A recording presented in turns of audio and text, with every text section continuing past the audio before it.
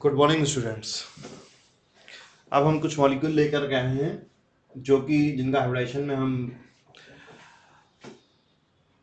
हमारे students mistake करते हैं। दैट इज ज़्यादातर इंटर हाइड्रोजन्स होते हैं IF4 और IF4 माइनस। ठीक है, एक प्लस मॉलिक्यूल है, एक माइनस है। इसी तरह ClF4 plus ClF4 minus, BrF4 plus BrF4 minus. तो एक इसमें एक Cl एक सेंट्रल एटम होगा और ये सराउंडिंग एटम्स हैं। तो जब भी देख रहे हैं हम 4 एटम्स के साथ हैं या 2 एटम्स के साथ हैं तो इंटर हाइड्रोजन्स में स्टूडेंट्स के द्वारा मिस्टेक करने की संभावना काफ़ी ज़्यादा होती है।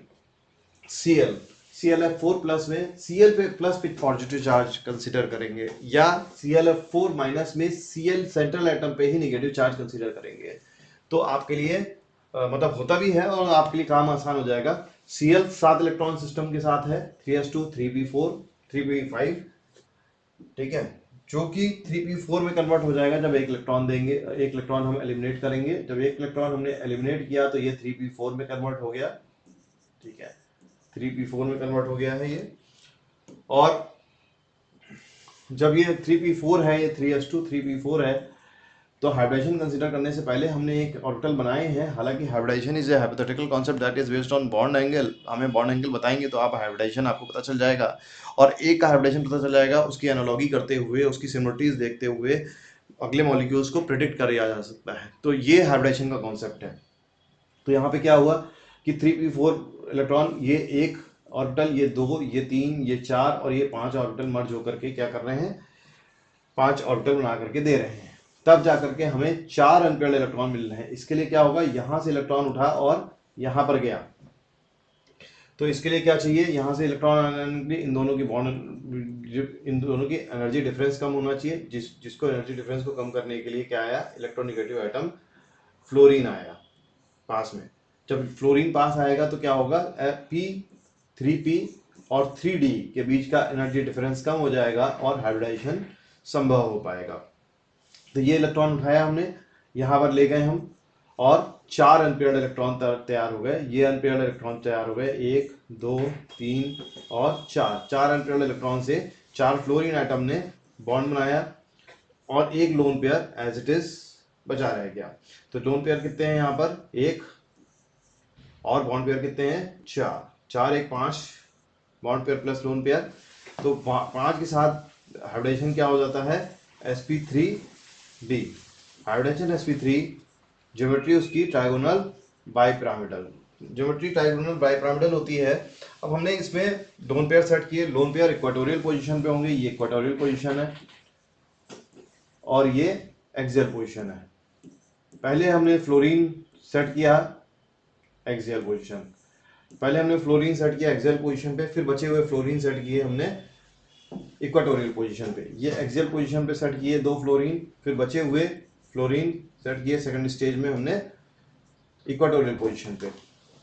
तो ये शेप क्या आ गया, ये शेप आ गया सीशॉ शेप। सीशॉ शेप,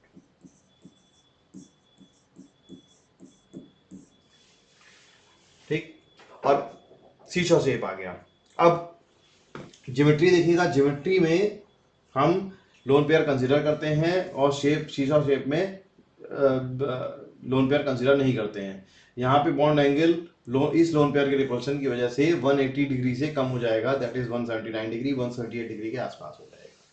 अब हम बात करते हैं ClF4 माइनस मॉलिक्यूल की, आयन की। ClF4 माइनस आयन में क्या होगा, Cl एक इलेक्ट्रॉन ले लेगा, 3 6 8 सिस्टम बना लेगा। यहाँ पर 2 इलेक्ट्रॉन और यहाँ पे बचे हुए 6 इलेक्ट्रॉन। हमें 4 बॉन्ड बनाने हैं, 2 अनपेयर्ड इलेक्ट्रॉन, 4 अनपेयर्ड इलेक्ट्रॉन चाहिए। तो 2 इलेक्ट्रॉन यहाँ से शिफ्ट करके हम d ऑर्बिटल में भेजेंगे। ये 2 d ऑर्बिटल dx2y2 सिमेट्री और dz2 सिमेट्री वाले मिक्स हो जाएंगे। सिमेट्री ओरिएंटेशन मिक्स होकर के आपका बनेगा 6 ऑर्बिटल बन जाएंगे। 6 ऑर्बिटल टोटल 1 2 3 4 5 6 ऑर्बिटल मर्ज होकर के बनाए। 6 ऑर्बिटल में 8 इलेक्ट्रॉन का डिस्ट्रीब्यूशन किया, 1 2 3 4 5 6 7 और 8। बचे हुए 4 ऑर्बिटल के लिए हमने कॉपी करके लिखा है आपको दिखाने के लिए कि फ्लोरीन एटम से आकर के बॉन्ड पेयर बने। 4 bond pair plus 2 lone pair, steric number 6, hybridization sp3d2। Lone pair को हम मैक्सिमम रिपल्शन मिनिमाइज करने के लिए क्या करेंगे, हम लोन पेयर को हम रिपल्शन मिनिमाइज करने के लिए क्या करेंगे, 180 डिग्री एंगल पे एक दूसरे से रखा और रिपल्शन मिनिमाइज हुआ। तो इस तरह से ये क्या हुआ, ये स्क्वायर प्लेनर, ये स्क्वायर प्लेनर ज्योमेट्री तैयार हो गई और ये लोन पेयर जो है वो परपेंडिकुलर है। तो ये स्क्वायर प्लेनर शेप तैयार हो गया, ज्योमेट्री ऑक्टाहेड्रल तैयार हो गई। ज्योमेट्री में लोन पेयर कंसीडर होंगे और शेप में लोन पेयर कंसीडर नहीं होंगे। तो हमने इस प्रकार से देखा कि ClF4 माइनस है, अगर तो ClF4 माइनस है तो क्या तैयार हो रहा है, ClF4 माइनस है तो ऑक्टाहेड्रल ज्योमेट्री तैयार हो रही है और स्क्वायर प्लेनर मॉलिक्यूल का शेप तैयार हो रहा है।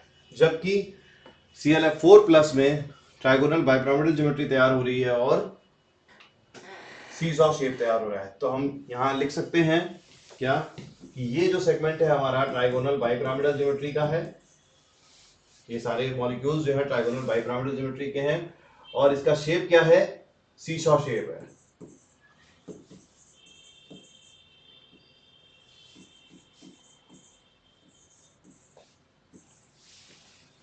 और ये मॉलिक्यूल्स जो हैं वो ऑक्टाहेड्रल ज्योमेट्री के हैं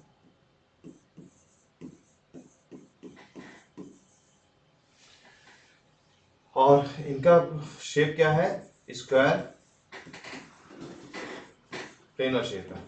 यहाँ पे हाइब्रिडाइजेशन sp3d2 और यहाँ पे हाइब्रिडाइजेशन sp3d। इसी का जो पिछला सेगमेंट हमने डिस्कस किया था वो ये डिस्कस किया था कि ये IF2 प्लस और IF2 माइनस, इसमें क्या है, इसमें ट्राइगोनल बाइपिरामिडल ज्योमेट्री है IF2 माइनस में और उसमें sp3 ज्योमेट्री है। और इसी का जस्ट प्रीवियस सेगमेंट ये भी डिस्कस किया था कि ये वी शेप हैं सारे मॉलिक्यूल और ये मॉलिक्यूल सारे के सारे लीनियर हैं ट्राइगोनल बाइपिरामिडल ज्योमेट्री के साथ। तो ये चारों चीजें एक दूसरे से रिलेट होती हैं, यहीं पे स्टूडेंट्स गलती करते हैं ज़्यादातर। और ये वीडियो आपके लिए बहुत यूजफुल है। आई होप कि आपने इस वीडियो में कुछ ना कुछ अपना कन्फ्यूज़न क्लियर किया होगा।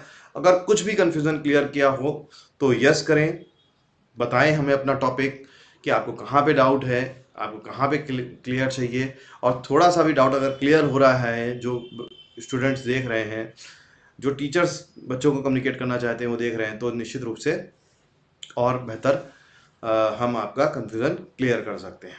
आप अपना टॉपिक कम्युनिकेट करें। Thank you class.